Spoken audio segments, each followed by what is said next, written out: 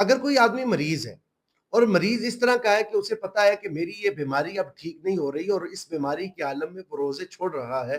تو اس کے بارے میں شریعت کیا کہتی ہے؟ تو شریعت اس کے بارے میں یہی کہتی ہے کہ وہ ہر روزے کا فدیہ ادا کرے گا، اور اس وقت جو اگر آپ گندم پر دینا چاہتے ہیں تو کم سے کم ایک روزے کا فدیہ وہ 300 روپے بنتا ہے۔ تو ایک آدمی اگر وہ پورے مہینے کے روزے کھاتا ہے تو وہ کم سے کم 9,000 روپیہ فدیہ ادا کرے گا۔ اگر کوئی آدمی وہ مالدار ہے تو پھر اسی طریقے سے وہ کھجور کے ریٹ کو پتہ کر لے، پھر کشمش کی یا جو جس طرح وہ دینا چاہے، ٹھیک ہے۔ تو لیکن جو فدیہ ہے وہ کم سے کم ایک روزے کا وہی ہے جو شریعت مطہرہ نے بیان کیا ہے۔ آپ جتنا صدقہ فطر نکالتے ہیں اتنا ہی صدقہ فطر آپ کے ایک روزے کا فدیہ بنے گا۔ تو اس حساب سے آپ کیلکولیشن نکال لیں کہ کتنے روزے ہیں، کتنے روزے رکھے گئے ہیں، کتنے روزے کھائے گئے ہیں، اس حساب سے آپ کیا کریں، اس کا فدیہ نکال